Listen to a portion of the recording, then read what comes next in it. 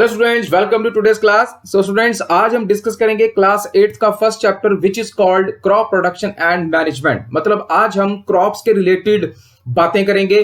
Crops को कैसे संभालना चाहिए, उनकी सोइंग कैसे होती है, प्रिपरेशन ऑफ सॉइल कैसे करते हैं, मतलब क्रॉप्स के रिलेटेड जो भी चीज है वो हम सारी डिस्कस करेंगे। ठीक है, तो चलिए स्टार्ट करते हैं आज का लेक्चर। Let's start. स्टूडेंट्स, ये है हमारा यूनिवर्स। ठीक है, मतलब ब्रह्मांड जिसके बोलते हैं। अब इस यूनिवर्स में बहुत सारी आपको गैलेक्सीज मिलेंगी, मीटेओराइट्स मिलेंगे, एस्ट्रॉइड्स मिलेंगे, सन मिलेंगे, बहुत सारी एक्सोप्लैनेट्स मिलेंगे, है ना, बहुत कुछ मिलेगा इस यूनिवर्स में।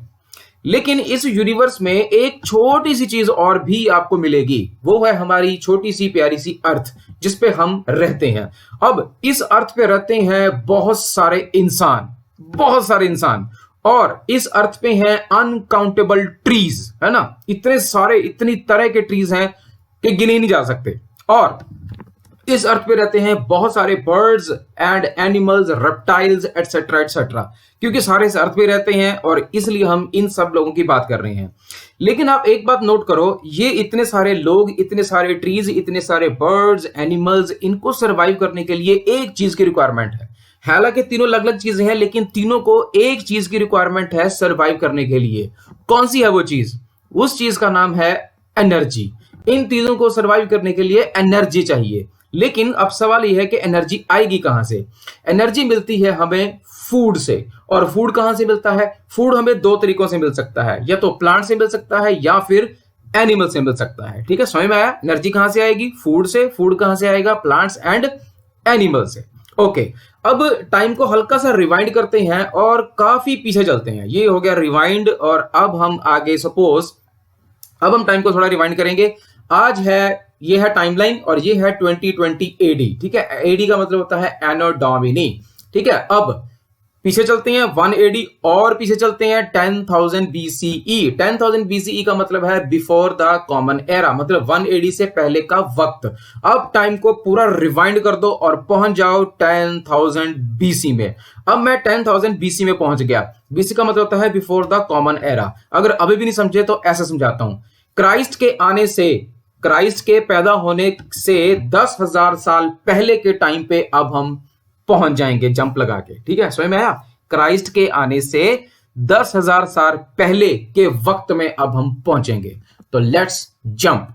लेकिन तब लोग कैसे होते थे? क्या आज जैसे ही होते थे? नहीं, बिल्कुल नहीं।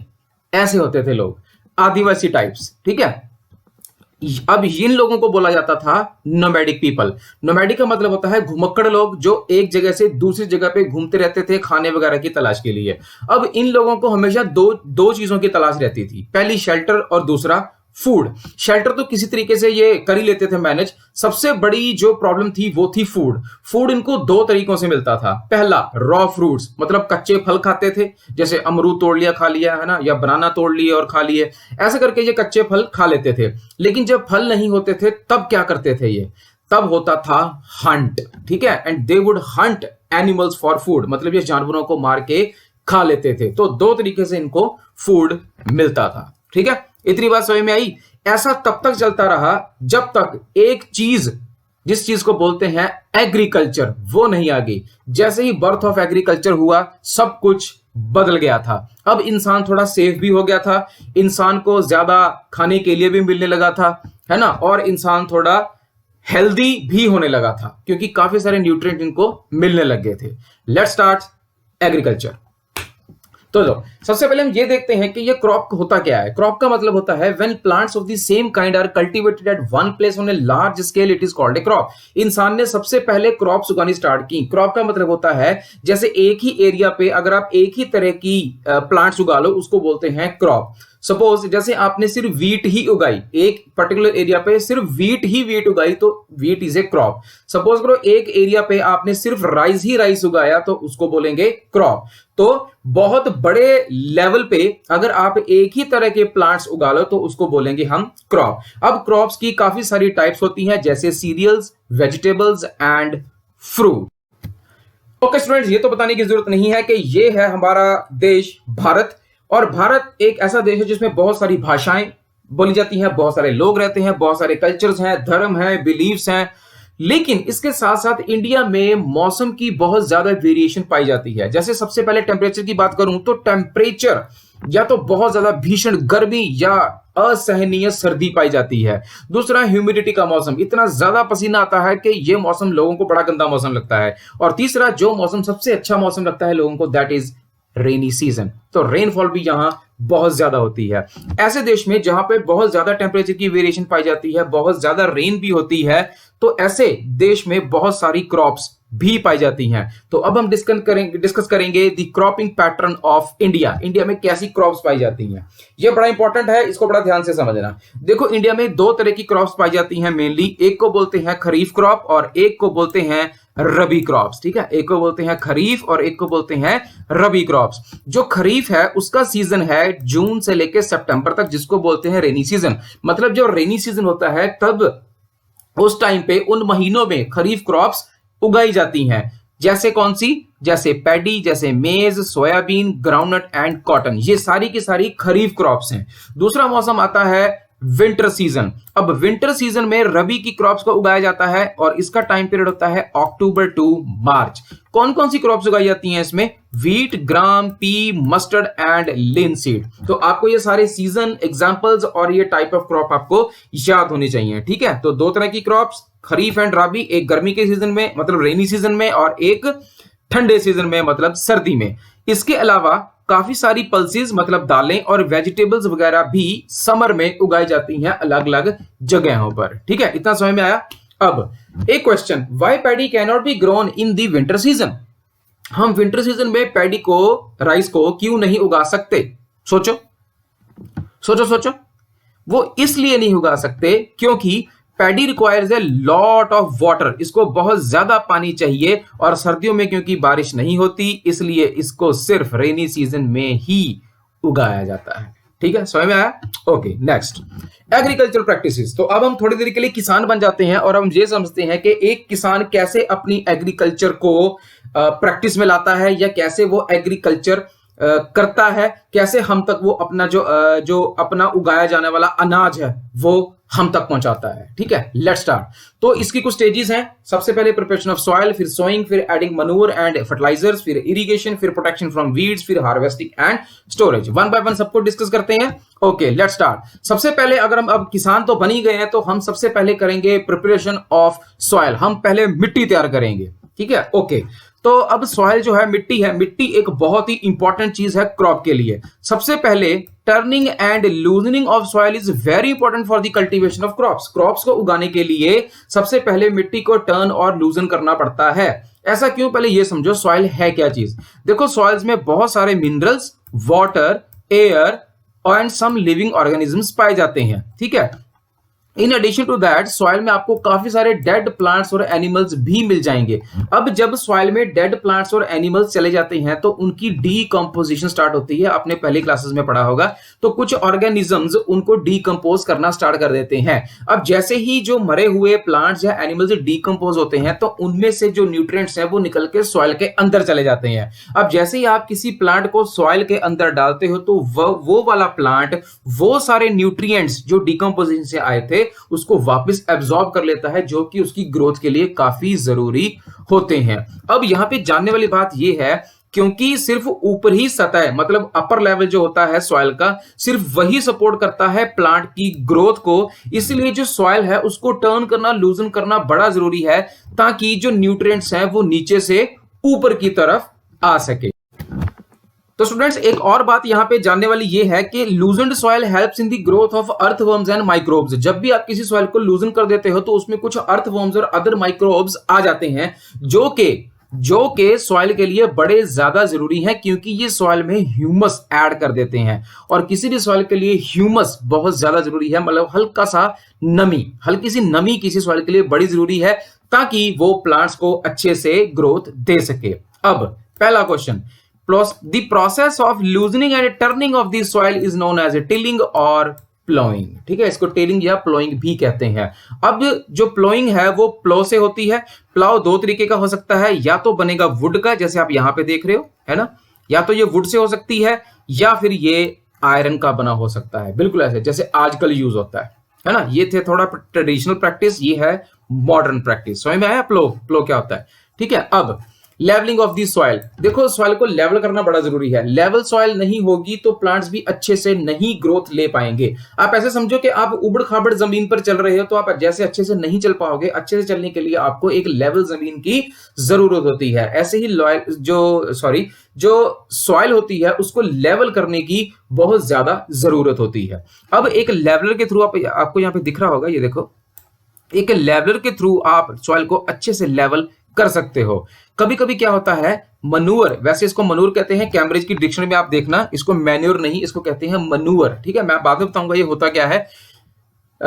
Sometimes manure is added to the soil before tilling, तो टिलिंग से पहले मतलब सॉइल को लूजन करने से पहले कई लोग उसमें कुछ मनूर ऐड कर देते हैं।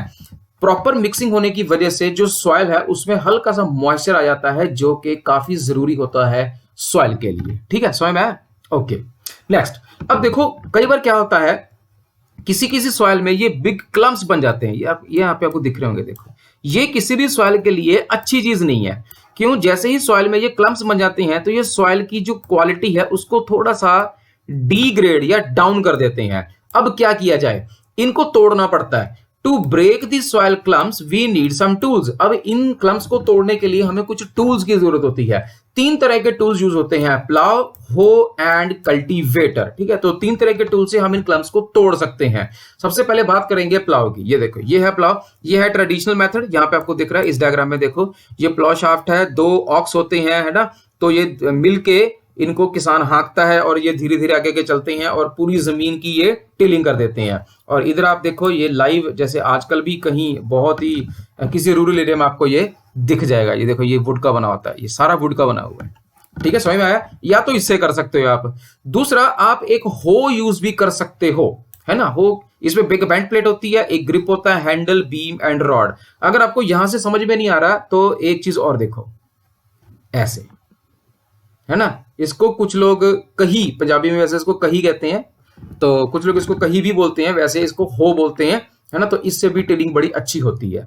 और तीसरा है कल्टीवेटर। ये बड़ा इंपॉर्टेंट आज का टूल है जो किसान यूज करते हैं सॉइल की लूजनिंग और टिलिंग के लिए। अगर आप इसको ट्रैक्टर के पीछे लगा दो तो ये बेहतरीन काम करता है, बहुत जबरदस्त काम करता है। ठीक है, समझ में आया? चलिए आगे चलते हैं। अब दूसरी स्टेज आ गई। देखो, अब हमने सॉइल को लूजन कर लिया, सॉइल की टिलिंग कर ली, सॉइल को बढ़िया बना दिया एकदम। अब सॉइल तैयार है सोइंग के लिए। ठीक है, अब करेंगे हम सोइंग। ओके, लेकिन सोइंग से पहले, अब इसको मैं हिंदी में बता दूं, इसको बोलते हैं कि बिजाई, है ना। जब हम बीजों को जमीन के अंदर लगाएंगे बिफोर सोइंग। लेकिन बीजों को लगाने से पहले, before sowing, good quality, clean and healthy seeds of a good variety are selected. सबसे पहले हमको सीड सिलेक्ट करने हैं जो कि अच्छी क्वालिटी के हों, साफ सुथरे हों, हेल्दी हों, क्योंकि हेल्दी सीड से ही हेल्दी क्रॉप बनेगी और उस हेल्दी क्रॉप से ही हमको ग्रोथ या इसेंशियल न्यूट्रिएंट्स मिलेंगे। तो फार्मर ऐसे सीड चुनते हैं जो हाई यील्ड दे सकें। हाई यील्ड का मतलब होता है ज्यादा पैदावार, है ना। ज्यादा पैदावार होगी तो किसान को भी फायदा होगा, तो अच्छे बीजों का फायदा ही होता है। लेकिन अगर कोई आपसे पूछे कि मेरे पास कुछ बीज हैं, 15-20 कुछ बीज है सपोज, अब इनमें से मैंने खराब बीज और अच्छे बीज ये अलग अलग करने हैं, मैं कैसे करूं? बड़ा ही आसान तरीका है। आप क्या करो, एक गिलास में पानी लो, पूरा भर दो उसको, उसमें सारे बीज डाल दो। आप थोड़ी देर बाद देखोगे कि जो अच्छे बीज होंगे वो नीचे बैठ जाएंगे और जो डैमेज्ड बीज होंगे वो ऊपर की तरफ आ जाएंगे। ऐसा क्यों होता है, इसके पीछे कारण समझाता हूं। जो बीज होता है वो अंदर से खराब हो जाता है, मतलब जो खराब बीज होता है वो अंदर से, सेंटर से खराब हो जाता है। जब वो सेंटर से खराब हो जाता है तो वो सेंटर से खाली हो जाता है, बिल्कुल, मतलब हल्का सा खाली हो जाता है। अब खाली बीज जो होता है उसकी डेंसिटी पानी से कम हो जाती है, उसमें हवा भर जाती है, तो वो क्या होता है, वो धीरे धीरे ऊपर आ जाता है। लेकिन जो अच्छा बीज होता है वो अंदर से भरा हुआ होता है, इसलिए वो पानी के नीचे बैठ जाता है। तो आप थोड़ी देर पे क्या करो, जो ऊपर बीज आए हैं उनको आप बाहर फेंक दो और नीचे जो बीज बैठ गए थे उनको उठा लो। तो ये बहुत ही अच्छा मेथड है हेल्दी बीजों को डैमेज्ड बीज से अलग करने के लिए। ठीक है, चलिए आगे चलते हैं। ओके, तो बिजाई के लिए या सीड्स को सो करने के लिए एक ट्रेडिशनल मेथड यूज होता है। इस मेथड को बोलते हैं ये फनल वाला मेथड। इसमें क्या होता है, देखो आप इधर देखो, ये एक ना फनल यूज करते हैं। इस फनल में ये बीज को डाल देंगे, ये नीचे एक पाइप की वजह, ये देखो ये पाइप लगी हुई है, तो पाइप्स के जरिए बीज अपने आप नीचे अर्थ के अंदर चला जाएगा। जैसे जैसे ये मतलब जो अर्थ है उसकी डिगिंग होती चली जाएगी तो बीज उसके अंदर आता चला जाएगा। ये तो है ट्रेडिशनल मेथड, इसको बोलते हैं फनल शेप टूल, है ना। ये सीड्स को सो करने के लिए काम आता है। लेकिन आजकल मॉडर्न टाइम पे आप देखो एक चीज होती है जिसको बोलते हैं सीड ड्रिल। ये बड़ा जबरदस्त डिवाइस है। इसके अंदर आप बीज डाल दो, ऐसे इसके अंदर आप बीज डाल दो तो ये पाइप्स के जरिए, पाइप्स इतनी सारी पाइप्स लगी होती हैं, ये ट्रैक्टर के पीछे बंधा होता है, तो ये पाइप्स के जरिए सारे बीज अर्थ के अंदर चले जाते हैं। इसका फायदा क्या है, देखो इधर पढ़ो, ये फायदा क्या है। This sows the seed uniformly, मतलब एक जैसे ही, at equal distance and equal depth, हर बीज बराबर दूरी पे और बराबर डेप्थ पे ही बीजा जाएगा। It also ensure that seeds get covered by the soil after sowing. ये बाद में सीड्स जो हमने बीज दिए हैं उसके ऊपर सॉइल डाल देता ताकि जो पंछी हैं वो बीज ना खा जाए आके। ये this protects seed from being eaten by the birds. Sowing by using a seed drill saves time and labour. तो आपको कोई बताए कि सीड ड्रिल क्यों यूज करते हैं, आप उसको आराम से समझा देना, ठीक है। सोइंग में सीड ड्रिल क्यों यूज करते हैं, सोइंग के लिए। इंपॉर्टेंट पॉइंट, ये बड़ा इंपॉर्टेंट पॉइंट है, ध्यान से इसको समझ लो। Seeds of a few plants, है ना, such as paddy are first grown in a nursery. सबसे पहले पैडी के कुछ सीड्स को हम नर्सरी में ग्रो करते हैं। जब वो सीडलिंग्स बन जाते हैं, मतलब उनमें से ग्रोथ आनी स्टार्ट हो जाती है, फिर डायरेक्ट उनको मैनुअली हम किसी फील्ड में सो कर देते हैं। Some forest plants and flowering plants are also grown in the nursery. कुछ कुछ पौधों के साथ या कुछ कुछ क्रॉप्स के साथ हम ऐसा करते हैं, ठीक है, समझ में आया। ओके, अब देखो सबसे पहले क्या किया था, जो मिट्टी थी उसको हमने लूजन आउट कर दिया। अब दूसरा हमने क्या किया था, अब हमने बीज बो दिया, है ना।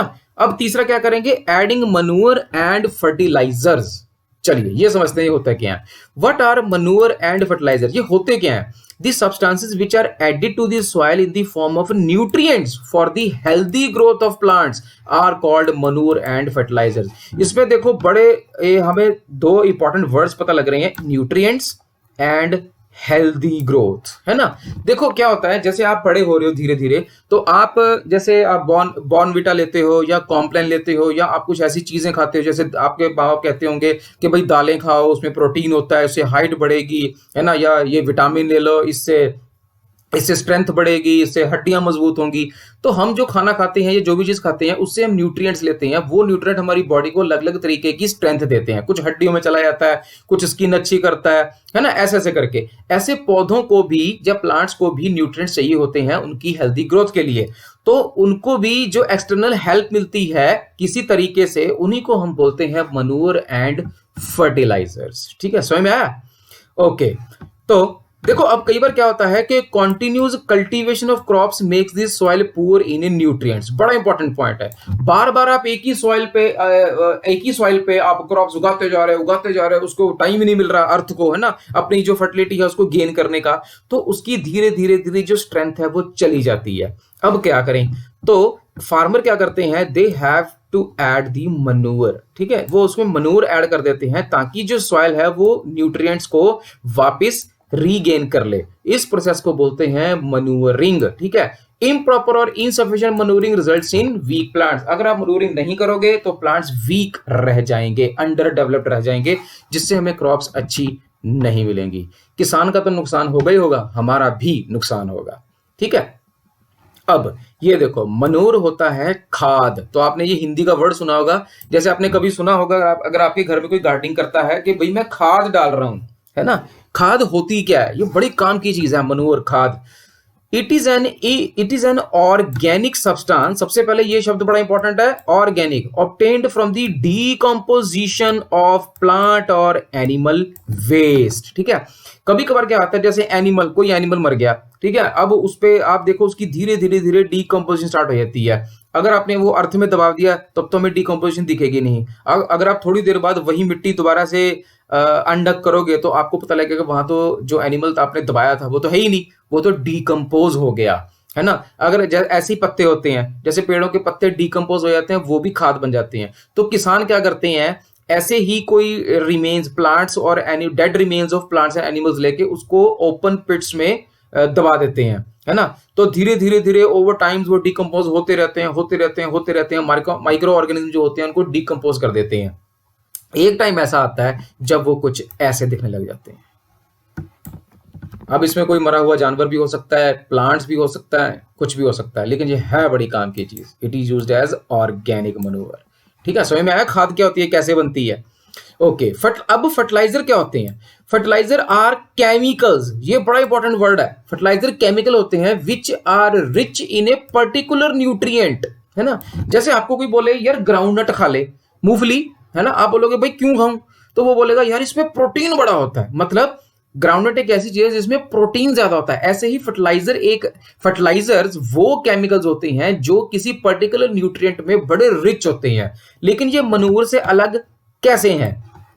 पहले तो ये बात कि fertilisers are produced in factories. कुछ फैक्ट्रीज बनी हुई हैं जो फर्टिलाइजर्स को प्रोड्यूस करती हैं, है ना। जैसे अब फर्टिलाइजर के नाम बताता हूं। यूरिया बड़ा इंपॉर्टेंट है, बड़ा मशहूर। Ammonium sulphate, super phosphate, potash और एनपीके, जब भी बड़ा मशहूर है, मतलब नाइट्रोजन, फास्फोरस एंड पोटाशियम। तो किसी प्लांट को ग्रोथ के लिए नाइट्रोजन, फास्फोरस और पोटाशियम की जरूरत होती है। तो वो उन्हें कहां से मिलता है? फर्टिलाइजर से। कई बार आपने सुना होगा डॉक्टर कहता है यार इसमें ना विटामिन की कमी होगी, विटामिन डी की। अब बंदा कहता है जी क्या करूं? डॉक्टर कहता है जी आप ऐसे करो, ये विटामिन डी की गोलियां खा लो। बस ऐसे ही अगर किसी प्लांट में हम चाहते हैं कि कोई कमी ना रहे तो हम उसको फर्टिलाइजर्स दे देते हैं। तो फर्टिलाइजर की हेल्प से हम उसकी नाइट्रोजन, फास्फोरस या पोटाशियम या अदर जो भी कोई न्यूट्रिएंट्स होती हैं उसकी कमी हम पूरी कर देते हैं। ठीक है, समझ में आया? वार्निंग, अब यहां पे एक वार्निंग है फर्टिलाइजर को लेके। क्या वार्निंग है, इसको ध्यान से समझना। Excessive use of fertilizers has made the soil less fertile। अब ये हुआ क्या है कि बहुत सालों से किसानों ने इतने फर्टिलाइजर यूज कर लिए, इतने केमिकल्स डाल दिए कि सॉइल बेचारी लेस फर्टाइल होगी। अब वो उतनी पैदावार नहीं कर पाती जितनी वो फर्टिलाइजर को यूज करने से पहले करती थी। ठीक है। दूसरा, fertiliser are a major source of water pollution. ये वाटर पोल्यूशन भी बहुत ज्यादा करते हैं। तो अब करें क्या फिर? ना डालें? सोल्यूशन है।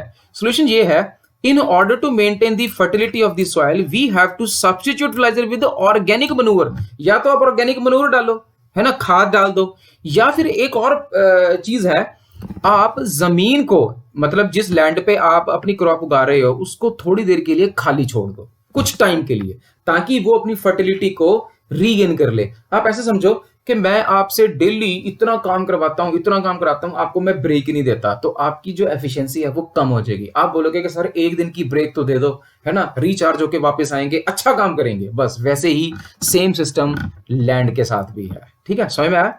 Okay, the use of manoeuvre. अब आप पूछोगे क्या मनूवर खराब नहीं करता लैंड को? नहीं। Use of manure improves soil texture as well as its water retaining capacity. Soil में जितनी अच्छी वाटर रिटेनिंग कैपेसिटी होगी, मतलब वाटर उसके अंदर समा जाता है, वो सॉइल पानी को पकड़ लेती है। पानी को पकड़ने से क्या होता है कि उसमें मॉइस्चर आ जाता है और अदर जो न्यूट्रिएंट्स हैं वो भी उसमें एड अप हो जाते हैं, जिससे वो प्लांट को बहुत अच्छा नरिशमेंट दे सकती है। ठीक है, समझ में आया? तो क्रॉप रोटेशन बहुत एक अच्छा आइडिया है जिससे हम अलग अलग तरह की सॉइल को रोटेट कर करके चला सकते हैं, ताकि जो लैंड या सॉइल की फर्टिलिटी है वो कम ना हो। ठीक, समझ में आया?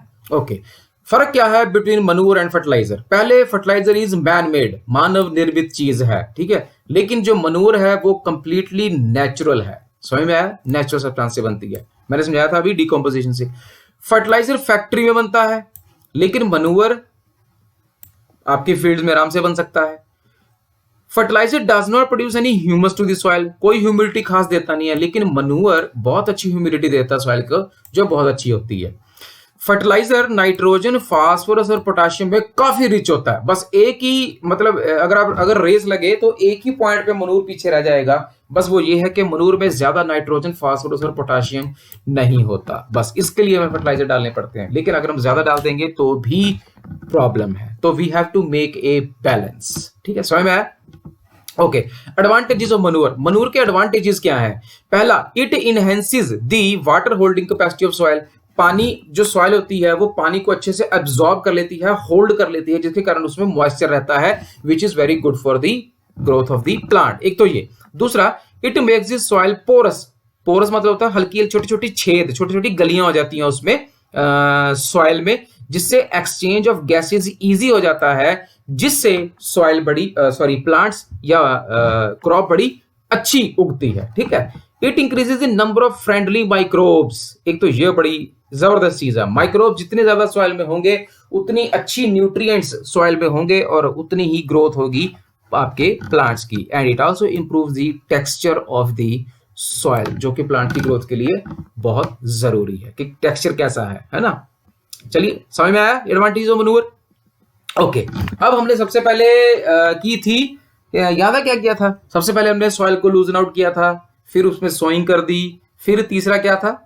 अभी याद आ गया होगा आपको। देखो देखो ध्यान से देखो, मनूर ऐड किए थे। ठीक है, मनूर ऐड कर दिए। अब हम करेंगे इरिगेशन। ठीक है, समझ में आया? चलिए इरिगेट करते हैं। इरिगेशन क्यों जरूरी है? सबसे पहले ये समझो पानी क्यों जरूरी है क्रॉप्स के लिए। Well, plants contain 90% water. Water is essential because germination of seeds does not take place under dry conditions. जो सीड होता है वो तब तक जर्मिनेट नहीं करता, मतलब उसकी ग्रोथ तब तक नहीं होती जब तक उसको आप ऐसे कह सकते हो कि सर्वाइवल की कंडीशंस नहीं मिलती। अगर वो सर्वाइवल कंडीशंस ड्राई है, मतलब अगर बहुत ज्यादा ड्राई एटमोस्फेयर मिल गया सीड को, वो जर्मिनेट नहीं होगा। ठीक है, समझ में आया? अब nutrients dissolved in water are transported to the each part of the plant. अब जब आप पानी दोगे तो पानी के अंदर जितने न्यूट्रिएंट्स होंगे वो सारे के सारे प्लांट ले लेगा। ठीक है, water also protects the crop from both frost and hot air currents. पानी के कारण इनको, एक तो इनमें बर्फ नहीं जमती, दूसरा जो गर्म हवाएं होती हैं उनसे भी पानी इनको बचा के रखता है। To maintain the moisture of the soil for healthy crop growth, fields have to be watered regularly. तो रेगुलर पानी डालना पड़ेगा। घर पे आप देखते हो अपने पौधों को आप पानी डालते होगे। Now supply of water to crops at regular intervals is called irrigation. तो रेगुलर इंटरवल्स पे क्रॉप्स को पानी देते जाना, इसको बोलते हैं इरिगेशन। ठीक है, किस तरह से इरिगेट कर सकते हैं अपने फील्ड्स को?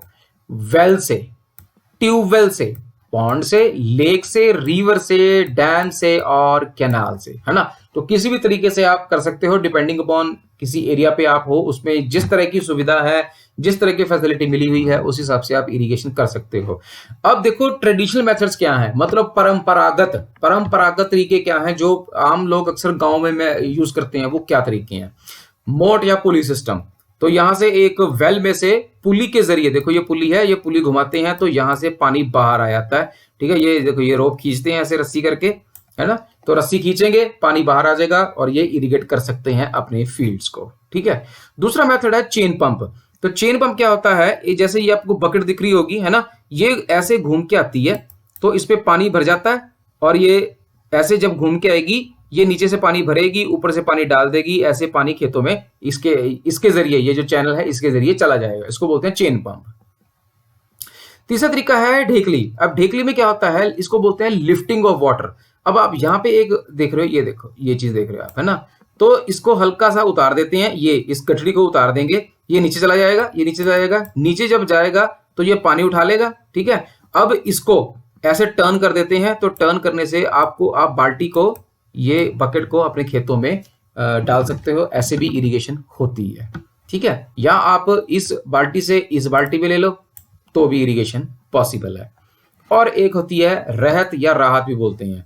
देखो आप यहाँ पे एक चीज देख रहे हो, ये देखो ये बड़ी कमाल की चीज है। ये दोनों जो ऑक्स हैं ये ऐसे ऐसे घूमेंगे, गोल गोल घूमते रहेंगे और नीचे से एक रॉड लगी होती है, ये जैसे ही ये सर्कुलर मोशन में घूमेंगे, ये इधर सर्कुलर मोशन में घूमेगा। इसमें हल्की हल्की बाल्टियां सी भरी होती हैं, है ना, छोटी छोटी बाल्टियों में हल्का हल्का पानी आता रहता है और इससे भी जो खेतों को हम इरिगेशन जो है वो दे सकते हैं। ठीक है, ये तो थे सारे ट्रेडिशनल मेथड्स। आजकल क्या यूज हो रहा है? आजकल यूज हो रहा है स्प्रिंकलर सिस्टम। ये देखो ये छोटे छोटे स्प्रिंकलर लगे होते हैं, ये स्प्रिंकलर लगा हुआ है तो ये हर जगह पानी को ऐसे, तो ये काफी लंबा एरिया कवर करता है। ये देखो हर जगह स्प्रिंकलर्स लगे हुए हैं, तो छोटे छोटे फव्वारे से लगे होते हैं और पूरे खेत में ये आराम से पानी डाल देते हैं। ठीक है, समझ में आया? दूसरा मेथड है, उसको बोलते हैं ड्रिप सिस्टम। ड्रिप का मतलब क्या होता है? ये आप साथ देख ही रहे हो, जैसे यहाँ पे पौधे लगे हुए हैं ना, तो ये एक लंबी सी ट्यूब जा रही होती है, इस ट्यूब में छोटे छोटे से छेद होते हैं, तो इनमें से हल्का हल्का पानी ड्रिप बाय ड्रिप निकलता रहता है। ये बेस्ट क्यों है? It is the best technique for watering fruit plants, gardens and trees. ऐसा क्यों? क्योंकि पानी वेस्ट नहीं होता, हल्का हल्का पानी जितनी रिक्वायरमेंट है वो आता रहता है। ठीक है, समझ में आया इरिगेशन के मेथड्स। अब पांचवा मेथड है वीडिसाइड। वीडिसाइड होता क्या है पहले ये समझते हैं। सबसे पहले ये समझो ये वीड क्या होते हैं। ये देखो, आप पिक्चर पे देखो, यहाँ पे कोई क्रॉप नहीं है आसपास, है ना, सिंपल एक कंक्रीट का फर्श है, कोई कंक्रीट का फ्लोर है, इसमें भी पौधा उग गया। देखो, ये देखो, ये सारे अनवांटेड है, यहां तो किसी ने उगाया नहीं, कोई इसके बीच में थोड़ी लगा के आके चला गया, अपने आप ही उग गया।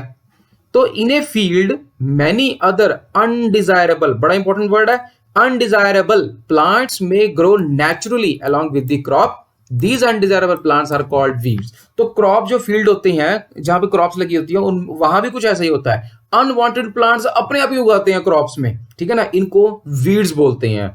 पर सवाल ये है, क्या ये वीड्स खतरनाक है? बिल्कुल। The removal of weed is called weeding. ये बात याद रखना कि वीड्स को रिमूव करने का प्रोसेस को बोलते हैं weeding. Weeding is necessary since, लेकिन ये जरूरी क्यों है? हम इन अनडिजायरेबल प्लांट्स को उखाड़ना क्यों चाहते हैं? वो इसलिए क्योंकि मान लो आपने एक पैडी की क्रॉप उगाई हुई है, साथ में उसकी वीड भी उग गए। अब जब आप पानी डालोगे तो वीड भी कहेगा मुझे भी पानी चाहिए, पैडी कहेगी मुझे भी पानी चाहिए। कोई न्यूट्रिएंट है ना, वीड कहेगा मुझे भी न्यूट्रिएंट चाहिए, तो और पैडी कहेगा मुझे भी न्यूट्रिएंट चाहिए। तो ये ऐसा कह लो कि जो शेयर पैडी को जाना था, हल्का सा शेयर वीड को भी चला जाता है, जिससे पैडी की ग्रोथ पे फर्क पड़ता है, ठीक है, क्योंकि it competes with the crop plant for water, पानी ले लेता है, न्यूट्रिएंट्स ले लेता है, स्पेस भी ले लेता है और लाइट भी ले लेता है, ठीक है। तो हम नहीं चाहते कि आधा शेयर उनको चला जाए जिसकी जरूरत ही नहीं है, इसलिए हम वीड्स नहीं चाहते, ठीक है। कंट्रोल कैसे करें? Weeds are also controlled by using certain chemicals. कुछ केमिकल्स को यूज करके हम वीड्स को कंट्रोल कर सकते हैं, जिनको बोलते हैं वीडिसाइड्स। यहाँ पे दिया हुआ लाइक 2,4-D, ये किसी वीड का नाम है, वीडिसाइड का नाम है, सॉरी, ठीक है। इसको यूज करके आप वीड्स को कंट्रोल कर सकते हो। आप अपने खेतों में इनको स्प्रे कर दो तो जो वीड्स होते हैं वो अपने आप ही मर जाएंगे। ये ऐसे, ये स्प्रेइंग ऐसे होती है खेतों में, ताकि जो अनवांटेड वीड्स हैं वो चले जाएं, ठीक है। समझ में आ गया? हार्वेस्टिंग, लो जी, कटाई का वक्त आ गया। Cutting of crop after it is mature is called harvesting. जब क्रॉप बन के बिल्कुल तैयार हो जाती है, अब क्रॉप के काटने की बारी आ गई है, इसको बोलते हैं हार्वेस्टिंग।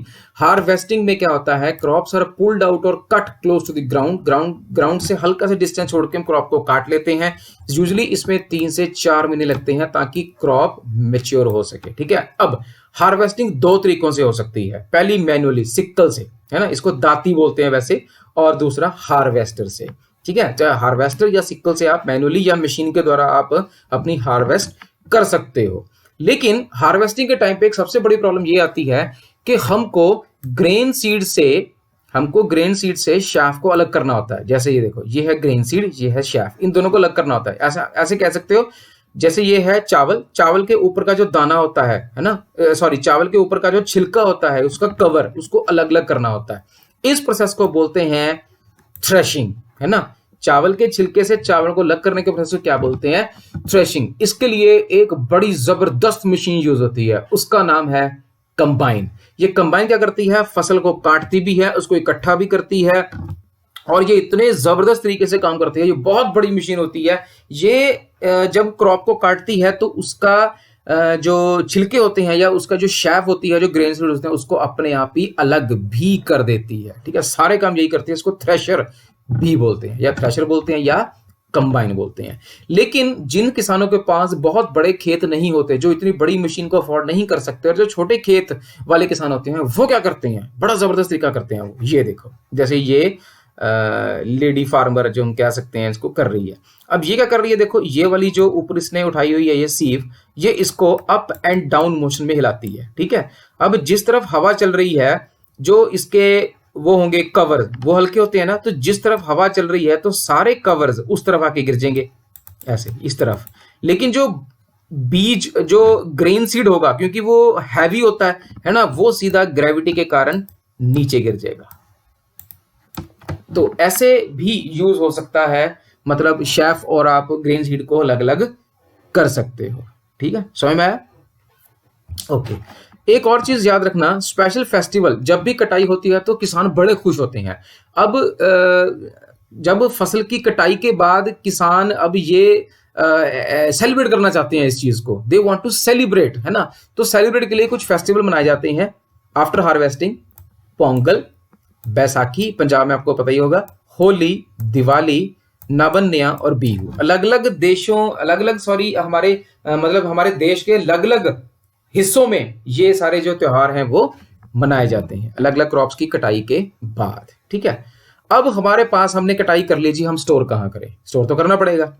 तो लेकिन स्टोर करने से पहले ग्रेन्स आर प्रॉपरली ड्राइड, उनको सुखाया जाता है किसमें? सन में रख के, ताकि उसमें मॉइस्चर को रिड्यूस किया जा सके। क्योंकि अगर आपके बीज में मॉइस्चर रह गया तो उसमें बहुत सारे बैक्टीरिया और फंजाई पैदा हो जाएंगे जो कि उसको, फसल को खराब कर देंगे। अब सब कुछ सुखाने के बाद जब सब कुछ ठीक हो गया तो फार्मर्स जूट बैग्स में या मेटालिक बिन्स में अपनी जो ये होते हैं ग्रेन्स, इनको स्टोर कर लेते हैं। लार्ज स्केल स्टोरेज, जो लार्ज बहुत बड़े किसान होते हैं वो एक अजीब सी चीज में इनको स्टोर करते हैं ग्रेन्स को, उसको बोलते हैं साइलोज। ठीक है, इनको साइलोज बोलते हैं। And granaries to protect them from pests like rats and insects. देखने कैसे होते हैं साइलोज? ये देखो ऐसे होते हैं, ये सारे साइलोज हैं। इन सबके अंदर ग्रेन स्टोर हुए पड़े हैं। ऐसे हम रक्षा करते हैं अपने ग्रेन्स की, या ऐसे किसान ग्रेन्स की रक्षा करते हैं ताकि वो ग्रेन्स हमें सही सलामत मिल सके। ठीक है, क्योंकि it's all about food and energy. तो इतनी मेहनत करता है एक किसान हम तक खाने को पहुंचाने के लिए, तो we should pay some respect for the farmers, right? Okay, last में आते हैं व्हाट इज एनिमल हस्बेंड्री। ये क्या होता है? देखो, घर में हर कोई या बहुत सारे लोग घर में जानवर पालते हैं। कोई जैसे कोई मुर्गे पालता है, कोई अलग अलग तरह के जानवर लोग पालते हैं। कईयों का ये बिजनेस भी होता है। अब एनिमल्स reared at home और in farms have to be provided with proper food, shelter and care. जो भी आप एनिमल पालोगे, आपने घर में एक डॉगी पाली है तो उसको भी आप खाना देते हो, घर देते हो, है ना, उसकी हर एक चीज का ख्याल रखते हो।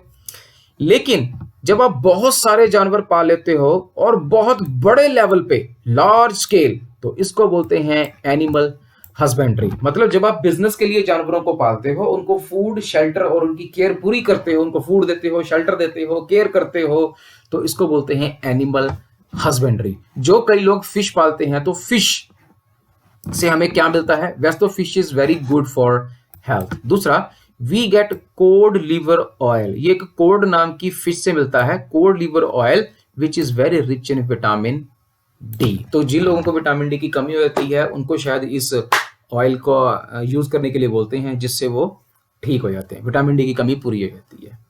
ठीक है, समझ में आया? तो स्टूडेंट्स, मुझे बड़ी उम्मीद है कि आई होप कि आपको ये चैप्टर बहुत इंटरेस्टिंग लगा होगा और शायद किसानों के लिए आपकी रिस्पेक्ट भी बढ़ गई होगी, जो कि बढ़नी चाहिए। ठीक है, तो आई होप आपको चैप्टर अच्छा लगा होगा, समझ में आया होगा। कोई चीज नहीं समझ में आई, आप मुझे कमेंट सेक्शन में जरूर बताना। वीडियो अच्छी लगी हो तो शेयर जरूर करना। नेक्स्ट टॉपिक लेके जल्द हाजिर होऊंगा। तब तक के लिए good bye, stay safe and start giving respect to farmers. Goodbye.